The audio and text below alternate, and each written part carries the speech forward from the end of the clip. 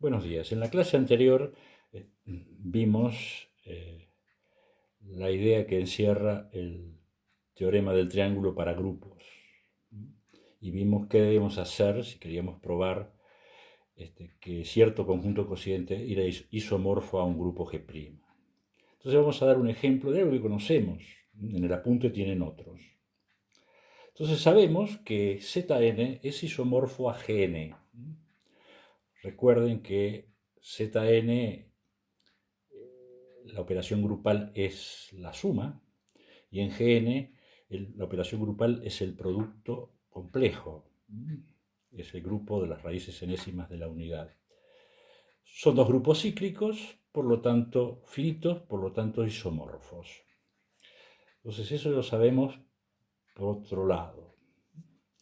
Pero en Z, X es congruente con Y módulo N, sí, solo si X es congruente con Y módulo NZ.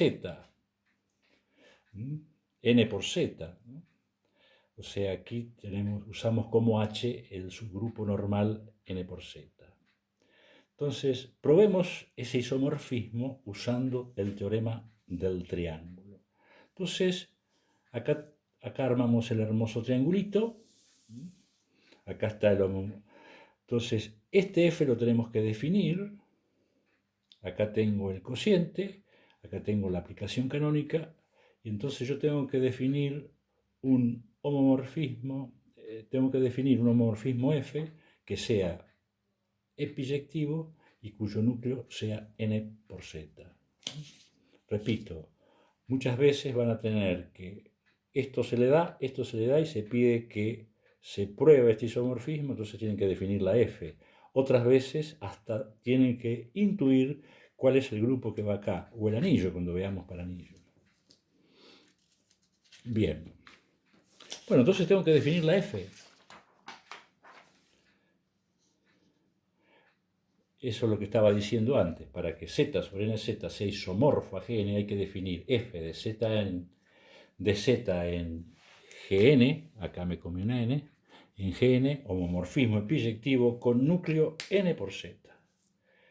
Bueno, entonces a cada entero le tengo que definir, a cada entero X yo lo voy a mandar a epsilon a la X, donde epsilon es una primitiva de orden N.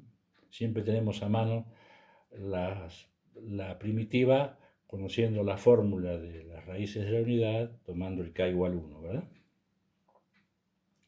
Bueno, es claro que e a la x es una raíz de la unidad, por lo que f está bien definida. Simplemente elevo a la n y eso me da 1. Si no, esto no estaría bien definido. Esto tiene que ser una raíz de la unidad. Si la buena definición siempre hay que probarlo, por un motivo o por otro. A veces es muy trivial. Bien. Primero, f es homomorfismo. Entonces, calculo f, estoy sumando en z, por lo tanto, calculo f de a más b. Por definición, es epsilon elevado a la a más b. Por propiedades de potencia, eso es epsilon a la a por epsilon a la b, y eso es f de a por f de b. Tener en cuenta de que la operación grupal en Gn es el producto. Entonces, es un homomorfismo de grupos. Segundo, f es epiyectiva. Bueno, tengo que ver que la imagen de f es Gn. Siempre la imagen de f está contenida en Gn, entonces lo que basta ver es que Gn está en la imagen. Entonces, si tomo un elemento que está en Gn, una raíz de la unidad, sabemos que, por lo que hemos visto en elementos de álgebra, que W es epsilon en la I con I 0, 1 o n-1. Entonces W es f de un I, y ese I está en Z, así que W, como es f de algo, está en la imagen. Y entonces he probado el contenido. Y f es epiyectiva.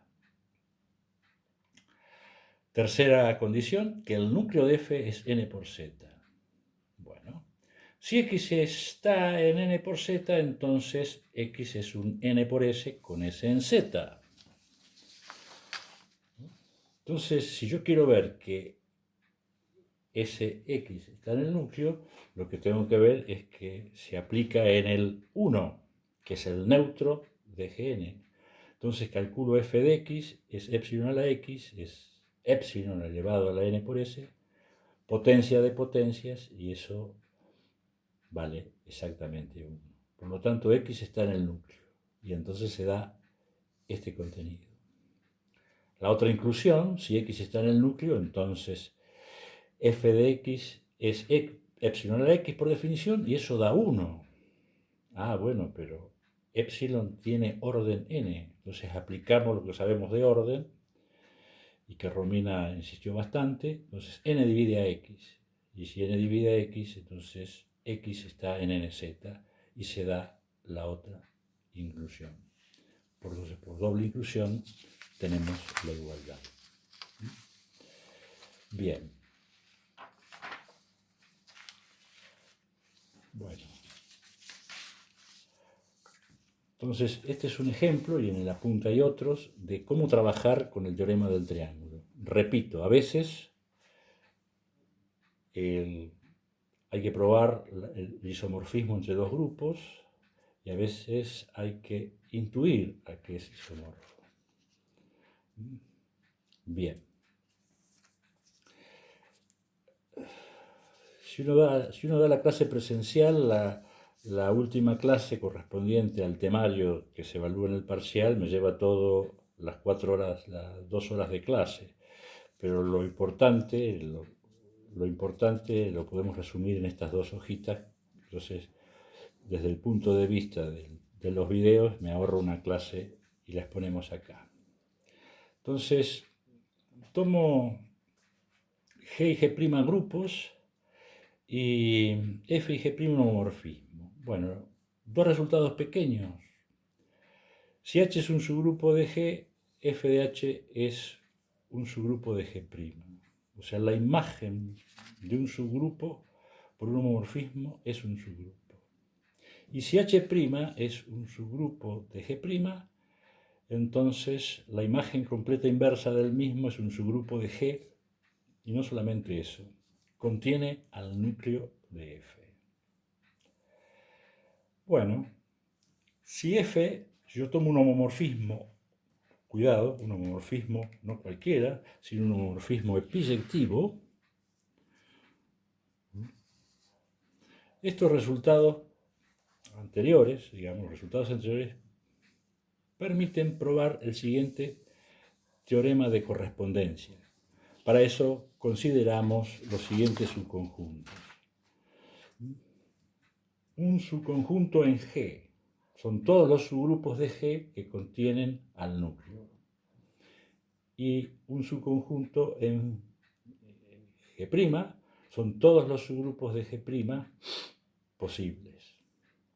Entonces uno considera estas dos aplicaciones, teniendo en cuenta los dos pequeños resultados anteriores. Una aplicación phi de alfa en beta, definida que a cada subgrupo le aplico la imagen f de h. F de h, por lo anterior, está bien definida la phi porque es un subgrupo de G'. Y una psi de beta en alfa, definida a partir de la imagen completa inversa, que sabemos que es un subgrupo de beta que contiene al núcleo. Bueno, lo que se prueba es que esas composiciones me dan las correspondientes identidades. Entonces, por uno de los ejercicios que ustedes probaron, alfa y beta son conjuntos coordinables. Entonces, lo que se tiene es ese famoso teorema de correspondencia. O sea, hay una correspondencia biunívoca, por eso yo digo que son coordinables. Hay una correspondencia biunívoca entre subgrupos de G que contienen al núcleo y subgrupos de G'. Bueno, con esto hemos terminado la teoría para resolver el práctico 3, y hasta este puntito, como hemos visto y nos hemos puesto de acuerdo, hasta acá entra en el primer examen parcial. Hasta luego.